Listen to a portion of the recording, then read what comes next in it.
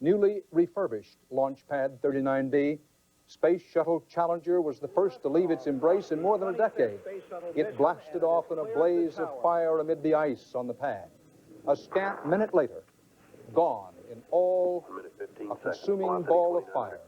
All that was challenging, all the technology and hopes, and 7 people riding on the top of 500,000 gallons of rocket kick. 6 astronauts and a teacher who was us all, gone forever in a matter of seconds. Hours later, national mourning and a national eulogy from the president. For the manner in which they lived their lives. We will never forget them, nor the last time we saw them this morning, as they prepared for their journey and waved goodbye, and slipped the surly bonds of earth to touch the face of God. This is a CBS News special report. Disaster in space. Reporting from CBS News headquarters in New York, here is Dan Rather. It was there for all to see, open, above board, almost routine.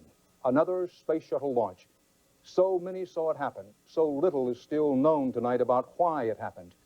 Tonight, the search planes and desperate rescue helicopter crews that had looked for signs of survivors all day in vain, tonight they were recalled. They will start again at first light. Ships are still crisscrossing off the coast of Florida. All they have found in the cold Atlantic is small debris from the once mighty Challenger. The largest pieces of that debris, no bigger than 2 feet wide and under 10 feet long.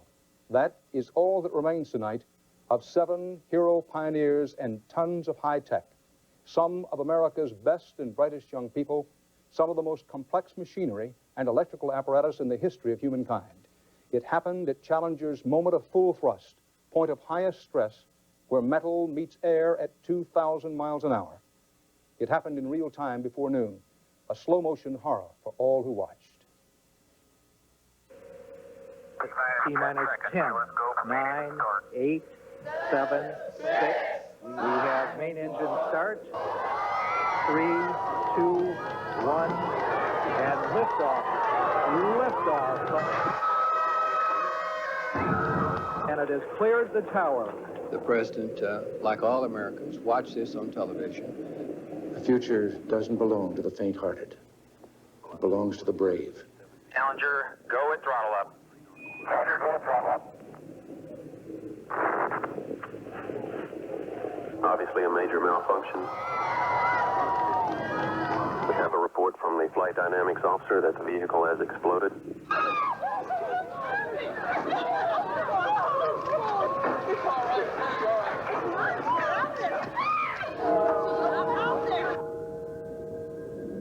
They had a hunger to explore the universe and discover its truths. They wished to serve, and they did. The Challenger crew was pulling us into the future, and we'll continue to follow them. Joining us now in Los Angeles is Leo Krupp, a former shuttle test pilot for Rockwell International. Leo Krupp, good to have you with us this evening. What I would like for you to do, first of all, is let's take a look of the videotape from today. Talk us through it, where the places are, where there are questions, where the suspicions are. But before we do that, let's take a look at the scale model we have in the studio with us, Leo Krupp, and check me as we go along here. Just a reminder that the space orbiter, the spaceship itself, the Space Shuttle Challenger, is attached to this huge fuel tank which contains liquid oxygen and liquid hydrogen. Liquid hydrogen, highly explosive. Off on the sides are the solid rocket fuel boosters, 2 of them.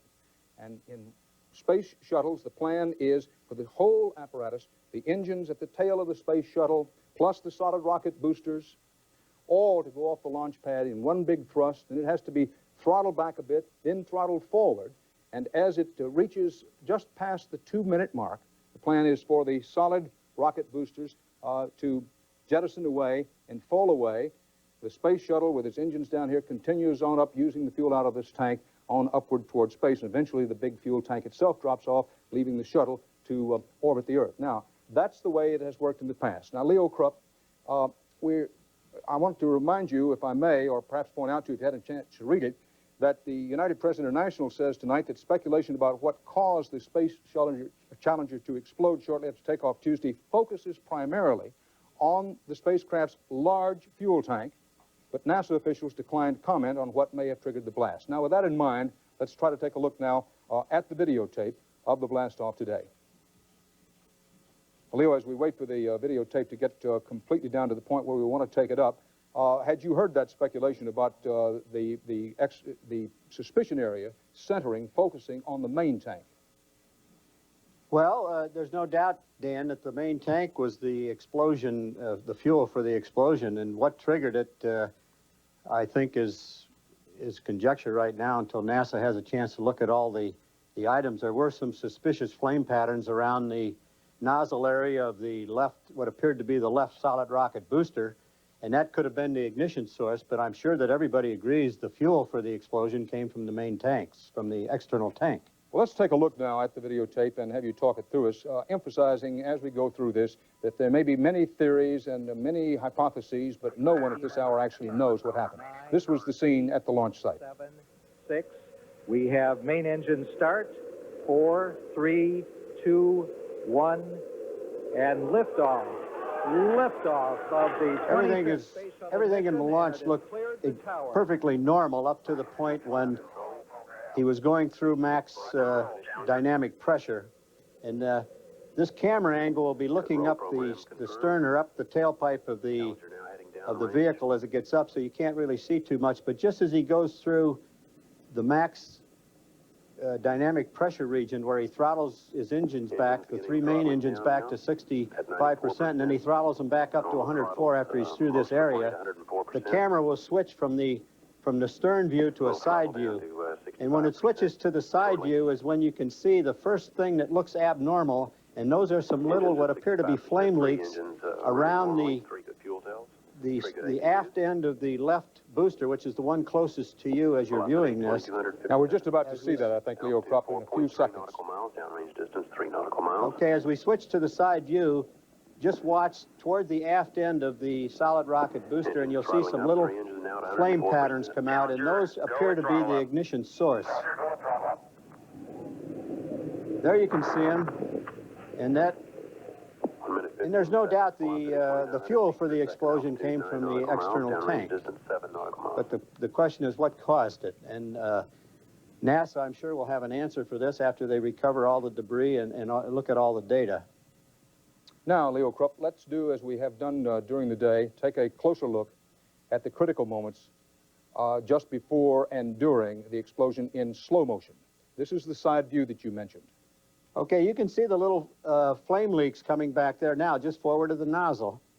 And you'll see one that jumps up forward and impinges up on the belly of the vehicle, up near where the umbilical from the external tank, right there. And that provided the ignition source, which resulted in the catastrophic explosion. Leo Krupp, former shuttle test pilot for Rockwell International. So our viewers and listeners can understand the area in which you called attention as one of the suspicion areas, while emphasizing all the way through that nobody actually can know what happened and why. What you were talking about, Leo, is was this area, this being the solid rocket booster on the left side from the pilot's position in the capsule, right down in here is where you first saw those flashes. That was the first thing that looked out of the ordinary or abnormal about the flight. Up to that point, everything looked perfectly nominal. It looked like a perfect launch. And then, very quickly, there was a brighter flame a little further up on what appeared to be the area of the main fuel tank, that is the liquid fuel tank, liquid oxygen and liquid hydrogen, and then very quickly the massive fireball explosion. That's right, and it appeared that this happened so rapidly that the crew did not have any time to react. There is a provision for the crew to do a fast separation. If they know something is amiss in a solid rocket booster or the tank, they can do what we call a fast separation, and they can separate the shuttle from that package. But this occurred so rapidly that it appeared that the crew did not have any time to react at all to the pending disaster. Leo, on our model, what you're talking about, there is a provision where if the commander and pilot have an indication in time, if they can quickly separate just the space orbiter itself away from all the fuel, but there's no indication anywhere at any time today that they had even a second or two to do that. No indication at all. The other thing we want to mention is the large fuel tank, the one that United Press International says is the focus of the investigation as it begins as to where the explosion may have started. That massive external fuel tank is manufactured by Martin Marietta Aerospace in Louisiana. It contained 500,000 gallons of highly explosive fuel. The fuel is the most explosive element in the whole system, but we emphasize that nobody at Martin Marietta Aerospace or with NASA is saying that the explosion actually began in this tank. They simply do not know. Thank you very much, Leo Krupp in Los Angeles. We want to go now to Houston, where our old friend, astronaut Alan Bean, former astronaut and present artist and painter Alan Bean, who flew on both the Apollo and Skylab missions. It's tough, I know, but Alan Bean, what runs through your mind as you watch the launch, having been there yourself? And if I may, I'm particularly interested in, based on your experience, what was happening to the crew members minute by minute from the seconds before launch right on through this disaster. Well, Dan, from the time you get in up till about 15 minutes, you've got a fairly leisurely pace, and so you're thinking about the launch and you're thinking about how the mission's going to go. When it gets to be about 15 minutes to launch, things start to pick up speed, and you begin to just concentrate on your gauge readings, what the ground's telling you, and getting ready for the launch. At launch time, when the main engines ignite, you're watching the instruments. You're not thinking about anything except, what is it that I'm seeing? Is this right? And if it isn't right, what do I do? And that kind of mental attitude continues all the way through launch. So I feel fairly certain that the crew members, all during the first minute or minute and a half of launch, were looking at their gauges, listening to Houston, and thinking, it's going well, everything's going good, everything's going just like we hoped it would go. And my feeling personally is that is what they thought all the time.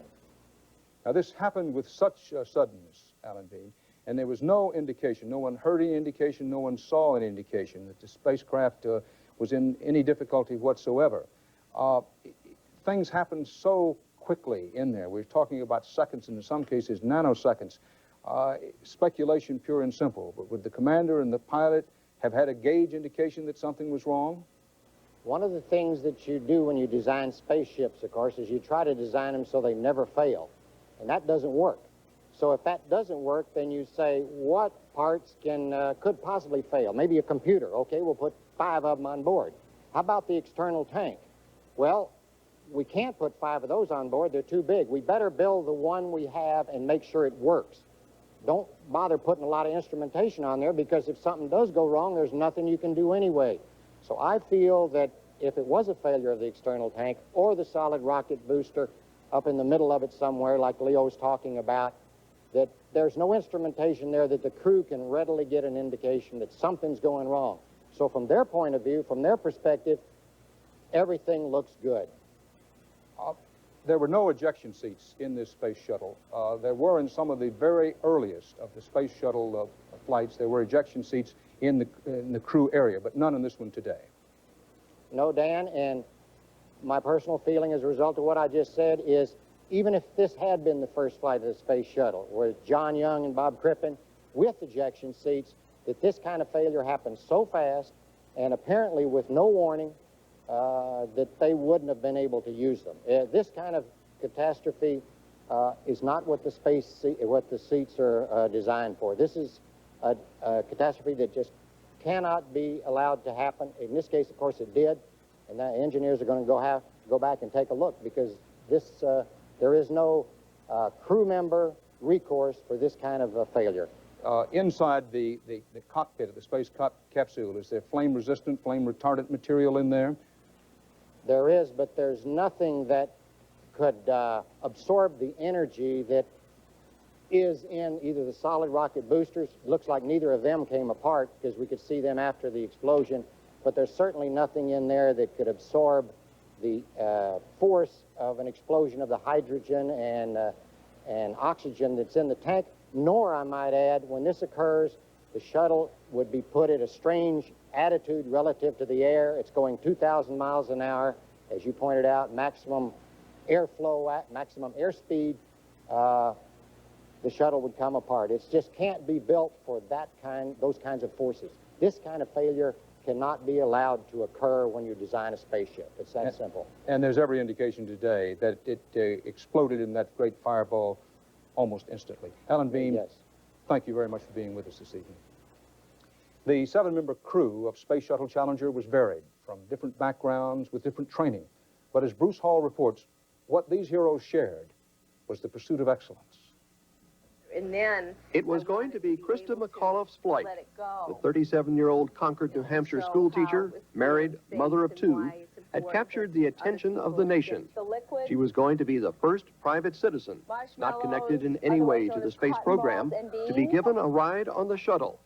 She was picked from more than 11,000 teacher applicants and was fiercely proud of representing her profession.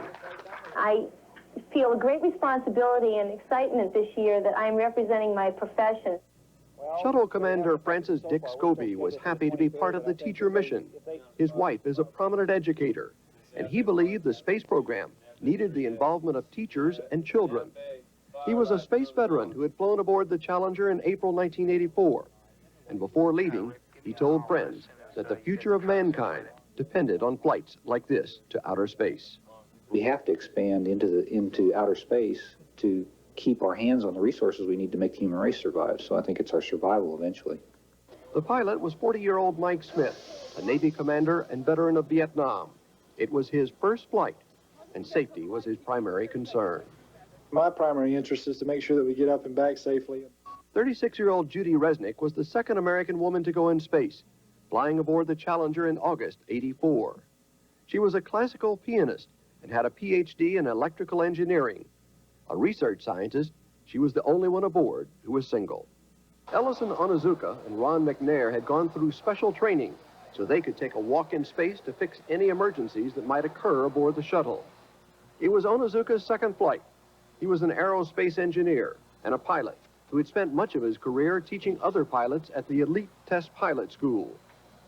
36-year-old McNair had a PhD from Massachusetts Institute of Technology and was an expert in the field of lasers. It was his second trip into space. 41-year-old Greg Jarvis was overjoyed to finally get aboard the shuttle. He had been bumped twice, first by Senator Jake Garn and later by Congressman Bill Nelson. It was his first flight, but he was the one who tried to relieve the pressure on the others. It was his idea to take Krista McAuliffe for a bike ride when she became restless following Sunday's postponement. It was a crew doing what they know best, a crew doing what they wanted to do in life. Bruce Hall, CBS News. As Bruce Hall mentioned, Senator Jake Garn, Cactus Jake Garn of Utah, flew in a shuttle mission. He was the senator who flew in one of the shuttle missions, followed, of course, by a member of the House of Representatives. And Senator Garn has just returned from talking to the families at the Kennedy Space Center in Florida. He's been kind enough to take a moment or two at Andrews Air Force Base in suburban Maryland, just outside of Washington, D.C., to talk with us. Senator Garn, is there anything that you got from the families? Did they say anything to you that you feel you can or want to pass along? Well, I was fortunate enough to go with the Vice President and Senator John Glenn to visit with the families. And obviously, it was a very difficult meeting. You always feel inadequate and not knowing exactly what to say to try and comfort the families. The thing that I was so impressed with is Mrs. Scobie, the commander's wife, stood up when we came in and said, "Mr. Vice President and Senators, I think I speak for all of the families here that we want you to know that we want the space program to continue. We don't want it delayed. We know that our loved ones would want it to continue, and as tragic an accident as this has been, and as sad as it is, don't let it stop the space program." It was very, very touching and very difficult for us. As any of us who've known them knows, Senator Garn, and as Tom Wolfe wrote so eloquently in his book, The Right Stuff, being a pilot's wife, a military pilot's wife, some of these women had been for a very long time, is trying under the best of circumstances, to say nothing of circumstances in which your husband and the father of your children is going to ride a machine such as one of these space shuttles. You made that trip once. At about the 1 minute and 12 or 15 second mark, do you remember what you were thinking? on your flight? Well, during that period of time, the solid rocket boosters burned for 2 minutes, and it's very rough and it's very noisy. And so thinking how exciting it is, how wonderful it is within a few more minutes, about another 6 minutes, you're going to be in orbit and be able to look back at the Earth. And when the 2 minutes are over, it dramatically smooths down. So you're relieved to get rid of the solid rocket boosters. They were about halfway to that point. I'm sure they were extremely excited, ecstatic about getting into space after being delayed a couple of days. I'm sure they were very happy and very excited at that point and thinking about what a wonderful, fantastic experience it would be in just a few minutes to be orbiting the Earth. Senator Garn, do you remember what you saw and what you heard at that moment? Were you praying? Did you have your eyes open or closed? What did you see and feel and hear?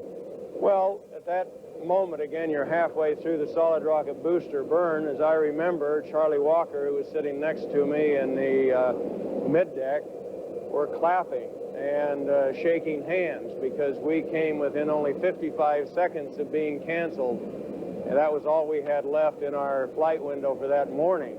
So we were cheering and clapping and shaking hands about that point into the flight. Senator Garn, thank you very much for being with us this evening. I trust that you passed along, you and Vice President Bush, the respect, honor, and sympathy of the nation to those families. Thank you for being with us. Thank you. We did. The stunned shock in the hometown of teacher Krista McAuliffe. The equally solemn and sad reaction in the Houston suburb where so many NASA astronauts and employees live. Clear Lake City, Texas, near the Johnson Space Center. Martha Teichner is there. The town where astronauts live and work closed ranks. There was no information, just this sign, turn on your lights and pray for our astronauts. People did. An armed guard stood outside Mission Commander Dick Scobie's house tonight. The Johnson Space Center, where reporters are usually dished out data by the pound, got nothing. There were no news releases, no interviews. Nobody connected with the space shuttle was allowed to talk. A stunning, staggering silence was NASA's response to the tragedy that was inevitable someday. From those terrible minutes just after the launch, as the technicians who worked with the crew helped them in and out of their simulators, called them by their first names, realized what had happened. There was a compulsion to be near a television, to see the explosion replayed over and over. Tourists stood near NASA workers, their faces full of their feelings. 7 people snuffed, and the only thing good you can say about it is that they didn't feel it. But when you saw it, it totally was engulfed. My God, what a sight. One by one, the flags up and down NASA Road 1 were lowered to half-mast, and people stared at them, disbelieving. The walls at PT's restaurant are covered with pictures of astronauts, including 3 members of the Shuttle Challenger's dead crew. No astronauts came in tonight for dinner or happy hour. No, it just doesn't seem possible that they never come in here again. So far, mourning has been an individual matter. Here, where astronauts live and work, it is everybody's tragedy. Martha Teichner, CBS News, Clear Lake City, Texas. This horrible tragedy, this moment so vividly burned in our minds, it is one of those events that many of us are likely never to forget. Even now, many hours after we first saw that horrific ball of flame, it is hard to believe it happened at all. Bernard Goldberg looks at America's reaction to the deaths of 7 of our own. T-minus 15 seconds. In the American mind, it had become routine, all those successful launches. In reality, of course, it never was routine, not for all the Americans who would watch close up, and certainly not for the people who would ride the shuttle into space.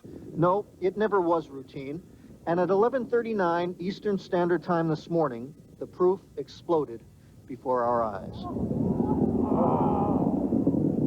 You just can't believe that something like that has happened initially, and then when it sinks in, you know, it's just like, losing a member of your family. Today, our shock turns to sadness. We salute those who risked and gave their lives to serve our country at the last great frontier. And in the small towns around the Cape, this American tragedy was a community tragedy as well. This community has been a part of the Space Center and its progress. We've shared the joys. Certainly today, we've shared a great tragedy. I was a school teacher myself for 31 and a half years, and I taught the age that she left, and it really touched my heart. I have grandchildren the same age. I was at first shocked because I didn't know what had happened and thought it was a dream that you'd wake up out of. They were pioneers with high hopes and old-fashioned courage. They made it look like fun. So, in the American mind, it was becoming routine. Of course, it never was. This is Bernard Goldberg. President Reagan had planned to deliver his State of the Union speech tonight, and at one point today, the president said he was going ahead with it, but he quickly changed his mind just a bit later, and instead, as Leslie Stahl tells us, he scrapped the State of the Union speech, postponed it until next week for a special address today to a nation in a state of shock. President Reagan ordered all flags on public buildings flown at half-staff, proclaiming a week of national mourning, leading the country in what he called our pain. The president said, "I just can't rid myself of the thought of the sacrifice and the families." The families of the 7, we cannot bear, as you do, the full impact of this tragedy. But we feel the loss, and we're thinking about you so very much. Your loved ones were daring and brave, and they had that special grace, that special spirit that says, give me a challenge, and I'll meet it with joy. The president has taken a keen interest in the space program ever since 1982, when he was the honored guest at the happy landing of the Shuttle Columbia. Ironically, the Challenger was flown overhead that day in a proud salute to the commander-in-chief. Despite the sorrow of today's tragedy, the president said the program will go on. There will be more shuttle flights and more shuttle crews, and yes, more volunteers, more civilians, more teachers in space. Nothing ends here. Our hopes and our journeys continue. It was President Reagan's idea to send civilians into space and to make a teacher the first. He spoke to the teacher finalists in June. When one of you blasts off from Cape Kennedy next January, you will be representing that hope and opportunity and possibility. You will be the emissary to the next generation of American heroes. The President and Mrs. Reagan are here tonight at home, Mr. Reagan having postponed his upbeat State of the Union address. At first, he said he was going to go ahead with the speech because, and I quote, "You can't stop governing the nation because of a tragedy of this kind." But then after congressmen, Republicans and Democrats urged a cancellation, it was finally decided that the budget was not what most Americans want to hear about tonight. This is Leslie Stahl at the White House. From the great Atlantic Ocean to the wide Pacific shore, a nation mourns 7 heroes. From New Hampshire to Florida to Texas and beyond, they saw a space shuttle explode into smithereens. 7 lives lost just like that. The danger of space flight is real. That was real fire, real flames, and real death. But says President Reagan, we will continue our quest in space. Is it worth the risk? Has the space program come too far, too fast? We'll examine those questions when our coverage of the Challenger disaster continues.